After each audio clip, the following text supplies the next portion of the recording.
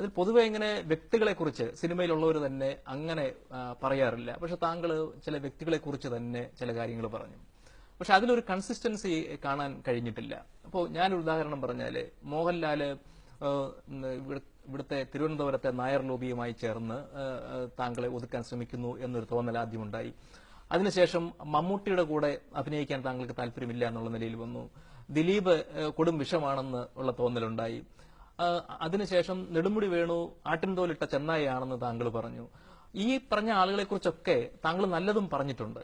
അപ്പോൾ താങ്കളുടെ ഈ ആരോപണങ്ങൾക്ക് തന്നെ ഒരു കൺസിസ്റ്റൻസി ഇല്ല എന്നല്ലേ എന്റെ അർത്ഥം? അല്ല, ദിലീപ് ഒരു വിഷമാണെന്ന് ഞാൻ പറഞ്ഞതാണ്.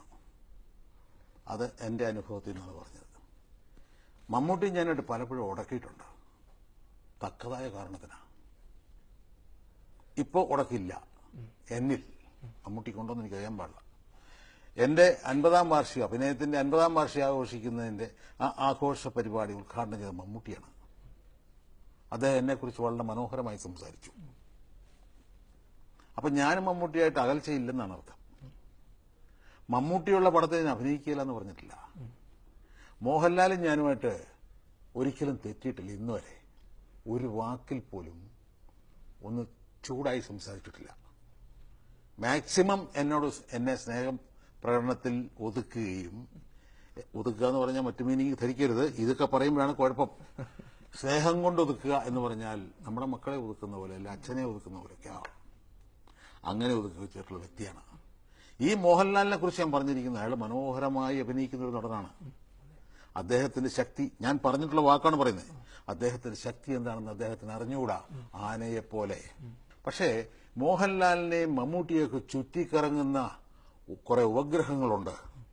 അവരവരുടെ നിലനിൽപ്പിന് വേണ്ടിയാണ് അത് ചെയ്യുന്നത്. ആ നിലനിൽപ്പ് ഇവരുടെ കൂടെ നിന്നെങ്കിൽ മാത്രമേ ഉണ്ടാവുന്ന തെറ്റിദ്ധരിക്കുന്നവരാണ് അവര്. അവരെ കുറിച്ചാണ് ഞാൻ പറഞ്ഞിട്ടുള്ളത്, അല്ലാതെ ഇവരെ കുറിച്ച് ഞാൻ പറഞ്ഞിട്ടില്ല. പിന്നെ സൂപ്പർ താരങ്ങളുടെ പടത്തിൽ അഭിനയിക്കാൻ എനിക്ക് താല്പര്യമില്ല എന്ന് ഞാൻ പറഞ്ഞിട്ടുണ്ട്. താല്പര്യമില്ല എന്ന് പറഞ്ഞാൽ അഭിനയിക്കുകയില്ല എന്നർത്ഥമില്ല. മലയാളം ഞാനും പഠിച്ചിട്ടുണ്ട്. താല്പര്യമില്ല എന്ന് പറഞ്ഞാൽ വിളിച്ചാൽ പോവും, താല്പര്യമില്ല എന്നാണ്. വിളിച്ചാൽ പോകുന്ന കാശിന് വേണ്ടിയായിരിക്കും. അതിൽ ആത്മാർത്ഥം ഉണ്ടാവില്ല, എന്റെ അഭിനയത്തിൽ ആത്മാർത്ഥം ഉണ്ടാവില്ല. അതെന്തുകൊണ്ടാണെന്ന് വെച്ചാൽ സൂപ്പർ താരങ്ങൾ അവരെയാണ് അവതരിപ്പിക്കുന്നത്. അതുകൊണ്ട് തന്നെയാണ്. ഇപ്പൊ മോഹൻലാലിന്റെ കൂടെ അഭിനയിക്കുമ്പോൾ ഉണ്ടാകുന്ന ഒരു കെമിസ്ട്രി മമ്മൂട്ടിയോട് അഭിനയിക്കുമ്പോൾ ഉണ്ടാകുന്നില്ല എന്ന് ഞാൻ പറഞ്ഞിട്ടുണ്ട്. അത് എന്റെ സത്യമാണ്.